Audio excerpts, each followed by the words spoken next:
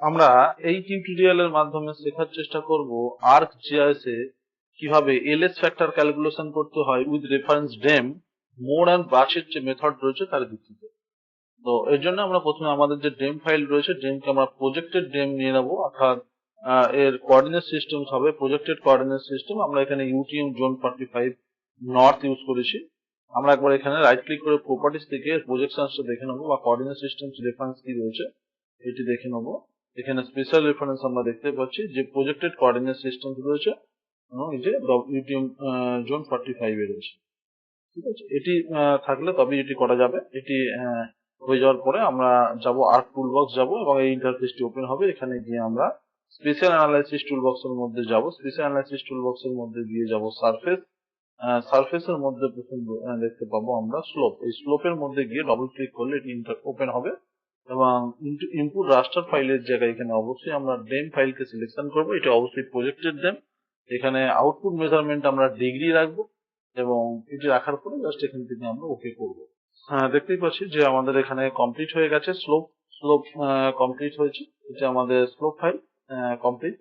এরপর আমরা আবারও সেম যাব স্পেশাল অ্যানালাইসিস টুলবক্স এর মধ্যে যাব। স্পেশাল অ্যানালাইসিস টুলবক্স এর মধ্যে গিয়ে হাইড্রোলজি টুলবক্সে গিয়ে আমরা এখানে যাব ফিল ইন্টারফেস ওপেন হওয়ার পরে ইনপুট রাস্টার্স এর জায়গায় এই যে ইনপুট রাস্টার্স রয়েছে, এখানে গিয়ে আমরা আমাদের যে ডেম ফাইল রয়েছে সেটিকে সিলেকশন করব এবং এই যে জেড ফিল্ড রয়েছে এখানে আমরা এটিকে 1 ইউজ করতে পারি, জেড লিমিটেড 0 বা 1। এরপরে এখান থেকে আমরা ওকে করব। ফিল প্রসেস চলছে। ফাইনালি ডেম ফাইল ফিলে কনভার্ট হয়েছে, ফিল কমপ্লিট করেছে এবং ফিল কমপ্লিট হয়ে যাওয়ার পরে আমরা আরো একবার এখানে এই যে হাইড্রোলজি টুলবক্স এর মধ্যে গিয়ে দেখতে পাবো ফ্লো ডিরেকশন। এখানে ফ্লো ডিরেকশনের জায়গায় দেখতেই পাচ্ছি যে ইনপুট রাস্টার ফাইল যে রয়েছে, এখানে আমরা ফিল ফাইলকে সিলেকশন করব। ফিল ফাইলকে সিলেকশন করব।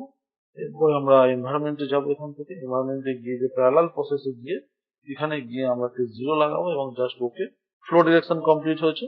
ফ্লো ডিরেকশন কমপ্লিট হওয়ার পর ফের হাইড্রোলজি টুলবক্স এর মধ্যে গিয়ে ফ্লো অ্যাকুমুলেশন। এখানে ইনপুট ফাইল দেখাচ্ছে যে ইনপুট রাস্টার অবশ্যই ফ্লো ডিরেকশন ফাইল হতে হবে। আমরা এখানে ফ্লো ডিরেকশন ফাইল সিলেকশন করার সঙ্গে সঙ্গে এখানে আমরা এনভায়রনমেন্টে গিয়ে ওই প্যারালাল প্রসেসের জায়গায় 0 লাগাবো, ওকে করবো এবং এই যে ফ্লো অ্যাকুমুলেশন রয়েছে আমরা এই ফ্লো অ্যাকুমুলেশনটা এখান থেকে জাস্ট ফ্লো অ্যাকুমুলেশন রাখছি।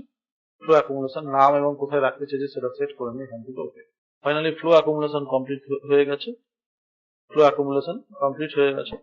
ফ্লো অ্যাকুমুলেশন কমপ্লিট হয়ে যাওয়ার পরে আমরা এই স্পেশাল অ্যানালাইসিস টুলবক্স এর মধ্যে গিয়ে ম্যাপ অ্যালজেব্রা এবং রাস্টার ক্যালকুলেটরে যাব। এটি ওপেন হওয়ার সঙ্গে সঙ্গে এই যে ফর্মুলাটা রয়েছে এই ফর্মুলাটা এখানে লেখার চেষ্টা করব। যে পাওয়ার দিয়ে শুরু হয়েছে, এখানে এফএসি মানে ফ্লো অ্যাকুমুলেশন 30। এখানে আমরা পিক্সেল সাইজ ড্যামেজ ইউজ করছি। এখানে মনে রাখতে হবে এই যে স্লোপ রয়েছে এটি স্লোপ ইন ডিগ্রি, কিন্তু এখানে যে স্লোপ রয়েছে যে স্লোপ ইন ডিগ্রি এবং বাকি যা কিছু ভ্যালু রয়েছে এটি কনস্ট্যান্ট ইন ফর্মুলা।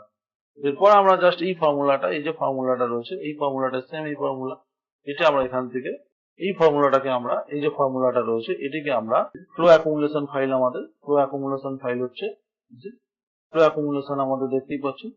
এরপরে যে স্লোপ রয়েছে দেখতে পাচ্ছি স্লোপ, এই স্লোপটা এখান থেকে আমরা যে সিলেকশন করছি স্লোপ, এই যে স্লোপ ফাইল এটি অবশ্যই আমাদের তৈরি করা স্লোপ ইন ডিগ্রি এবং বাকি যা কিছু রয়েছে সবই কিন্তু existing in formula constant file, সব কিছু কনস্ট্যান্ট রয়েছে এগুলো এই ভ্যালুগুলো। এবং এটি কমপ্লিট হয়ে যাওয়ার পরে আমরা এটি কোথায় রাখতে চাইছি কি নাম দেবো এখান থেকে ওকে করবো। এই ফর্মুলাটা আবারও বলছি, শুধু আমরা কপি পেস্ট করেছি এখানে এই যে ফর্মুলাটা এখান থেকে নিয়েছি সেম ফর্মুলা এখানে আমরা ইউজ করেছি সেম এখানে লিখেছি এবং এখানে লাগিয়েছি জাস্ট যে এখান থেকে ওকে। এবং ফাইনালি আমরা দেখতেই পাচ্ছি যে আমাদের এর উপর রাইট ক্লিক করবো, প্রপার্টিস যাব, সিম্বোলজি, ক্লাসিফাই গিয়ে 5 ক্লাসেস রাখছি, কোন একটি কালার এবং হিল সেট করে এখান থেকে আমরা অ্যাপ্লাই করব। এভাবে আমরা এলএক্স ফ্যাক্টরকে ক্যালকুলেশন করতে পারি বার্চ অ্যান্ড মোডের যে মেথড রয়েছে তার ভিত্তিতে।